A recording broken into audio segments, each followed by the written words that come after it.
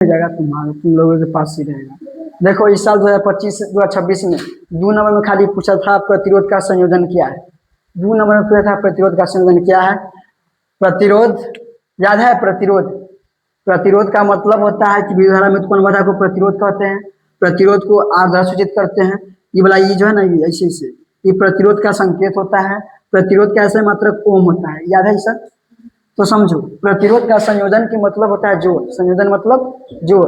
मान के चलो कि एगो प्रतिरोध लिखेंगे तो इतना आर हो गया, लेकिन इससे एक बार इसके साथ जोड़ देंगे एगो दूगो या दूगो से ज्यादा, मान के चलो एगो जोड़ देंगे कि पहले एगो प्रतिरोध था, अब इसके साथ एक बार जुट गया, एक बार जुट गया, यानी इसको क्या किए? जोड़े, प्रतिरोधों को ना जोड़े। तो ये इसी प्रक्रिया को क्या बोलेंगे? प्रतिरोध का संयोजन।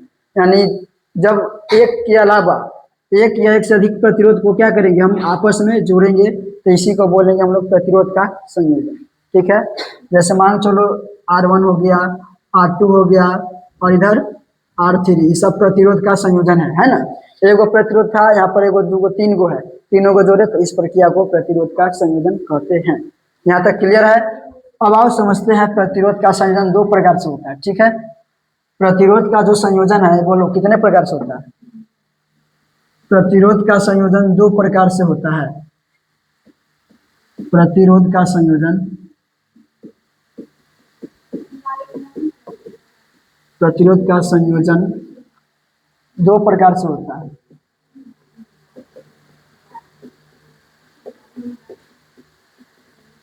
प्रतिरोध का जो संयोजन है 2 प्रकार से होता है। ठीक है, पहला का नाम है श्रेणी क्रम संयोजन। श्रेणी क्रम संयोजन ये सब 5 नंबरिया है। और दूसरा का नाम है समांतर क्रम, या इसी को बोलेगा पार्श्व क्रम इधर संयोजन। समांतर प्रतिरोध का संयोजन 2 प्रकार से होता है। पहला का नाम है श्रेणी क्रम संयोजन और दूसरा का नाम है समांतर क्रम संयोजन। ठीक है, तो हम पहला पढ़ते हैं श्रेणी क्रम संयोजन क्या है। आज पहला पढ़ते हैं श्रेणी क्रम संयोजन।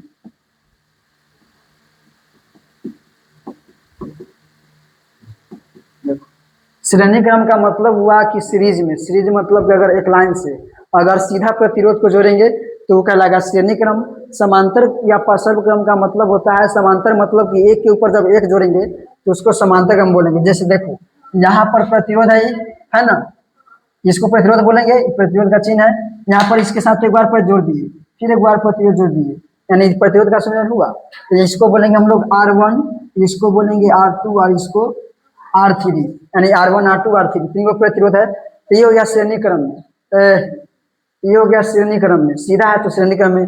समांतर का मतलब हुआ कि एक के ऊपर एक जोड़ देंगे तो इसी को हम बोलेंगे समांतर। जैसे देखो एक के ऊपर एक जोड़े तो इसी को हम बोलेंगे समांतर। ये हो जाएगा R1 और ये हो जाएगा R2। देखो एक के ऊपर एक जोड़ेंगे तो इसको समांतर क्रम बोलेंगे। अगर सीधा जोड़ देंगे एक लाइन से सबको तो हो जाएगा श्रेणी क्रम।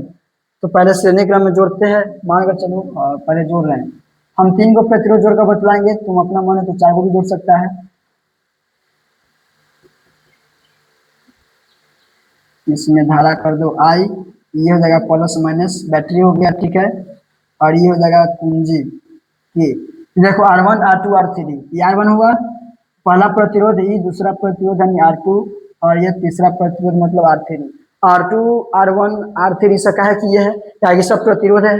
अगर डायरेक्ट हम R लिख देंगे तो 3 को प्रतिरोध तीनों अलग अलग होना चाहिए, समान हो जाएगा सब, इसलिए इसको R1 R2 R3 यानी तीनों प्रतिरोध अलग अलग है, R1 R2। अब देखो अगर हम इसमें धारा देंगे, I मतलब करंट होता है, धारा देंगे तो इसका प्रतिरोध कुछ और होगा, इसमें धारा कुछ और जाएगा और इसमें धारा कुछ और जाएगा। मान लो चलो यहाँ पर धारा देंगे तो प्रतिरोध का मतलब होता है बाधा उत्पन्न करने वाला, होता है कि नहीं। तो इसको करंट देंगे तो ये थोड़ा धारा को रोक देगा, फिर इससे जो निकलेगा इसमें जाएगा, ये थोड़ा धारा को रोक देगा, फिर इससे इसमें जाएगा तो ये थोड़ा और धारा को रोक देगा। यानी तीनों का धारा अलग अलग होगा कि नहीं, कि सेम होगा? अलग अलग होगा ना, अलग अलग, इसलिए इसमें धारा दी है। अब देखो कुछ नहीं करना होता है कि बस तुमको एक बात ध्यान रखना कि अगर परिपथ के श्रेणी क्रम है, अगर परिपथ के श्रेणी क्रम है तो श्रेणी क्रम में धारा का मान बराबर होता है। किसका मान बराबर होता है? धारा का मान बराबर होता है। और समांतर क्रम में विभवांतर का मान बराबर होता है। बस ये दो बात याद रखिएगा तो अब जब ये प्रश्न बन जाएगा। श्रेणी क्रम में धारा का मान बराबर होगा और समांतर क्रम में विभवांतर का मान बराबर होगा। धारा को I द्वारा सूचित करते हैं और विभवांतर को भी द्वारा। ये बात समझ में आया? ऑब्जेक्टिव आएगा, प्रतिरोध के श्रेणी क्रम संयोजन में कौन सी राशि समान होता है? तो धारा। कौन सी राशि? धारा। क्वेश्चन पूछेगा प्रतिरोध के समांतर क्रम में कौन सा राशि बराबर होता है? तो विभवांतर। भूलना नहीं है, देखो समांतर विभवांतर, समांतर रहेगा तो लास्ट में तर आगे लगा, देखो समांतर है समांतर, तो यहाँ पर आ जाएगा विभवांतर। अगर याद नहीं होता है तो देख लो, समांतर विभवांतर, यानी समांतर में विभवांतर रहेगा और श्रेणी में धारा रहेगा। तो समझो, जो राशि जिसमें बराबर नहीं है हम उसी को जोड़ेंगे। मान चलो श्रेणी क्रम में कौन बराबर नहीं है? विभवांतर। विभवांतर बराबर नहीं है, धारा बराबर है ना, तो विभवांतर बराबर नहीं है तो हम इसमें विभवांतर को जोड़ेंगे। मतलब जो बराबर नहीं होगा हम उसी को जोड़ेंगे। है बहुत इजी, बस खाली ध्यान से देखना। श्रेणी क्रम में धारा का मान बराबर नहीं होता है तो हम धारा का मान बराबर होता है, विभवांतर का मान बराबर नहीं होता है तो हम विभवांतर को जोड़ेंगे। इसका देखो R1 R2 R3, तब इसका विभवांतर हो जाएगा V, इसका भी V और इसका भी V। तीनों अलग अलग धारा था ना प्रतिरोध, तो इसका हो जाएगा V1 V2 और इसका हो जाएगा V3। यानी R1 का प्रतिरोध का विभवांतर हो जाएगा V1, इसका विभवांतर हो जाएगा V2 और इसका विभवांतर हो जाएगा V3। आया समझ में? हम भी कहा जोड़े, हम क्या बोले, जो बराबर नहीं है उसी को जोड़ेंगे। इसमें बराबर कौन नहीं था? विभवांतर, तो विभवांतर को जोड़ दिए। तो तीनों के विभवांतर अलग अलग होगा ना, R1 का अलग, R2 का अलग, R3 का अलग। अब जितना काम किए हैं इसको इधर लिख देंगे। क्या लिखेंगे बोलो? लिखेंगे माना कि बोलो क्या किए? 3 प्रतिरोध है R1 R2, माना कि 3 प्रतिरोध, माना कि 3 प्रतिरोध क्रमशः, बोलो कौन कौन है? क्रमशः R1 तथा R2 और R3 परिपथ के कौन सा क्रम में? इस श्रेणी क्रम में जोड़ा है ना, तो परिपथ के श्रेणी क्रम में जुड़े हुए हैं। ठीक है, ये तो हम लिख दिए, ये वाला R वाला, यानी जितना पेंटिंग में काम किए हैं उतना इसको लिख दिए। अगर पेंटिंग बना देगा नहीं लिखेगा तो नंबर अस्सी कट जाएगा। अगर ये पेंटिंग बना दिया और थोड़ा गलत भी लिख देगा ना तो नंबर दे देगा, कोई दिक्कत नहीं है। लेकिन जब तुम पेंटिंग बना करेगा नहीं लिखेगा तो नंबर पूरा काट लेगा। तो हम लिख दिए धारा R के मान और विभवांतर लिख दो, जिसका विभवांतर, बोलो सबका अलग अलग विभवांतर है कि नहीं? तो जिसका विभवांतर क्या है? विभवांतर, जिसका विभवांतर V1, V2 तथा क्या है? V1 V2 और V3 है। अब इसके बाद क्या करना है? देखो इसके बाद कुछ नहीं करना है, जिसको यहाँ पर R के साथ जोड़े हैं, किसको जोड़े R के साथ? V को। तो जिसको जोड़े हैं उसका मान हम ओम के नियम से निकालेंगे। तब बोलो यहाँ पर V को जोड़े हैं विभवांतर को, तो ओम के नियम क्या कहता है? बोलो ओम का नियम क्या है? बोलो ओम का नियम जानते हैं, V बराबर IR होता है कि नहीं होता है? होता है। तो यहाँ हम जिसको जोड़े हैं पहले उसको लिखेंगे। इसको किसको जोड़े थे? V को। यहाँ पर लिखेंगे क्या? परिपथ का कुल विभवांतर, परिपथ का कुल विभवांतर, परिपथ का कुल विभवांतर। हम किसको जोड़े हैं? विभवांतर को ना, V मतलब विभवांतर, यहाँ समझाने विभवांतर V। तो जिसको जोड़े है पहले लिख दो। हम जानते हैं क्या जोड़े? V1 plus V2 plus V3, तीनों को जोड़े है कि नहीं? देखो V1 V2 V3 सब जोड़े हैं, तो V1 V2 V3 और सब किसके बराबर होगा? तो V के बराबर होगा। ये क्या बोल दिए सर, समझ में नहीं आया? देखो V1 V2 V3 ये सब किसके बराबर होगा? V। आखिरकार सब तो V है ना, विभवांतर है ना, खाली 3 गो था तो हम सबको V1 V2 V3 कर दिए। यानी यहाँ देखो V1 V2 V3 सब किसके बराबर है? V के। किसके बराबर है? V के। इसका मतलब V1 V2 V3 के जगह पर हम डायरेक्ट क्या लिख सकते हैं? V लिख सकते हैं। समझ में आ गया? अब देखो, अब जिसको जोड़े हैं उसका मान निकालेंगे किससे? ओम के नियम से। तो किसको जोड़े? ओम के नियम से, या सॉरी V को। यहाँ लिखेंगे चूंकि ओम के नियम, ओम का नियम लिखो या ओम के नियम, ओम का नियम से, ओम का से अच्छा रहेगा ओम के नियम से। तो ओम के नियम क्या होता है? बोलो ओम का नियम होता है V बराबर IR, यही ना होता है? ओम का नियम होता है V बराबर IR। तो हम क्या बोले, यहाँ पर जिसको जोड़ेंगे उसका मान निकालेंगे हम लोग ओम के नियम से। तो किसको जोड़े? V को, तो V का मान निकालेंगे ओम के नियम से। V ओम का नियम होता है V बराबर IR। ये ऑब्जेक्टिव में पूछता है, तो तुम बतलाओ, तुम लोग यहाँ V का मान निकल गया है कि निकालना है? निकल गया है। देख लो V बराबर IR, हमको V का मान निकालना था। क्या निकला है? V बराबर IR निकला है।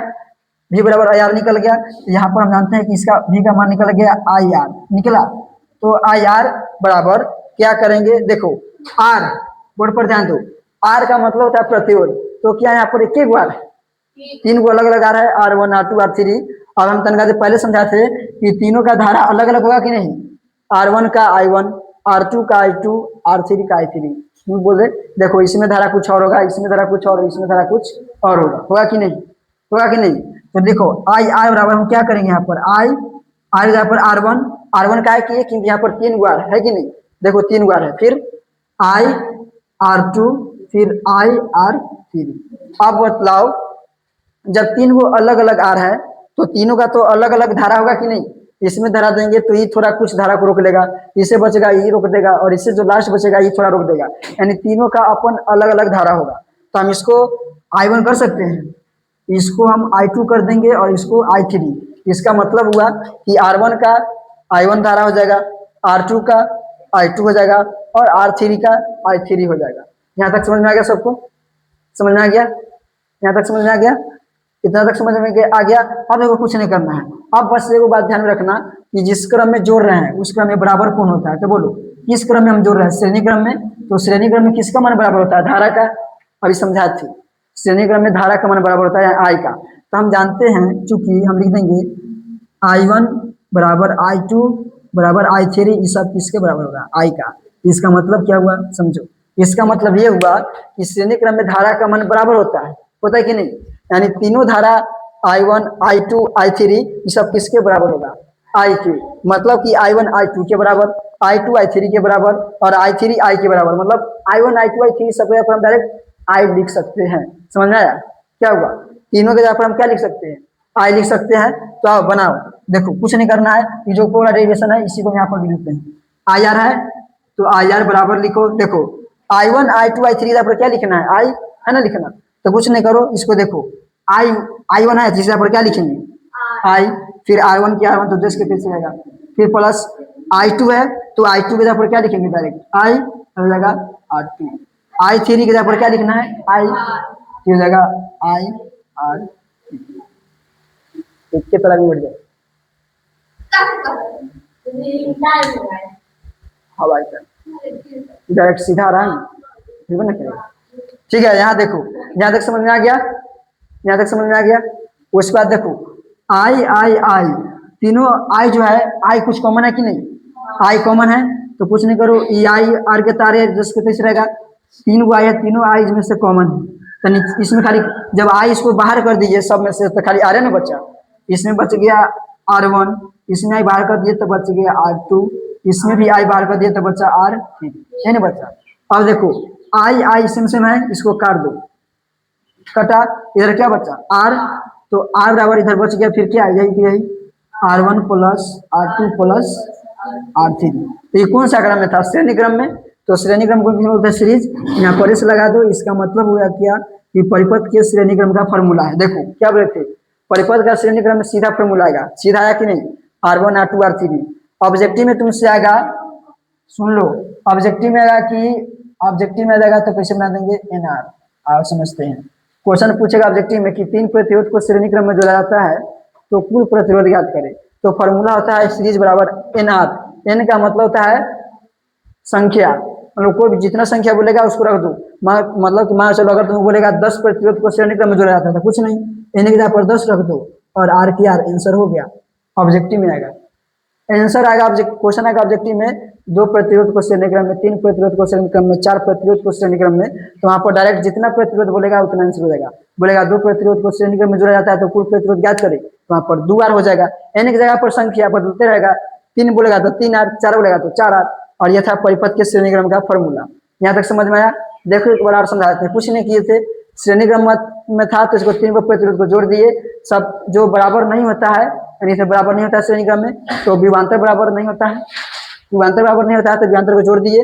फिर जितना काम किए थे यहाँ लिख दिए, 3 प्रतिरोध को जोड़े लिख दिए, तीनों का विभवांतर था लिख दिए। उसके बाद जिसको जोड़ते हैं उसको यहाँ लिख देते हैं। तो परिपथ का कुल विभवांतर V1 V2 V3 सब V के बराबर था। इसके बाद जिसको जोड़ते हैं उसका मान निकालेंगे ओम के नियम से, तो ओम के नियम से V का मान निकाले। उसके बाद निकल गया IR, I1 इसका I1 I2 I3 सब अलग अलग हुआ, सबको कर दिए। उसके बाद हम जानते हैं कि श्रेणी क्रम में धारा का मान बराबर होता है, यानी I1 I2 I3 सब बराबर होगा तो सब यहाँ पर I लिखेंगे। तो जितना भी I1 I2 I3 था सब यहाँ पर I लिख दिए, फिर कॉमन था बाहर किए, सेम था काट दिए, जो बचा आंसर आ गया। ये था परिपथ के श्रेणी क्रम में। समझ में आ गया? आ गया? कर दो वीडियो। अब समांतर क्रम बनाते हैं अलग से।